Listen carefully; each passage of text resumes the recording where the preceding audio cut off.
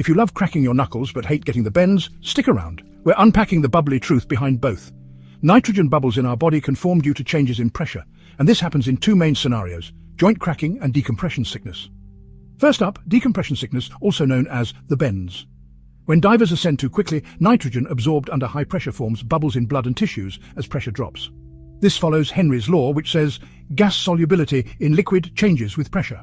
Now, let's crack the code on joint cracking. When you pull on your knuckles, the pressure in the joint cavity suddenly drops. This causes gases like nitrogen in the synovial fluid to form bubbles through something called tribonucleation. These bubbles collapse, creating that oh-so-satisfying pop sound. Factors like rapid pressure changes, multiple dives, dehydration, and age can increase bubble risks in decompression sickness. So, whether you're diving deep or just cracking knuckles, remember, it's all about the bubbles.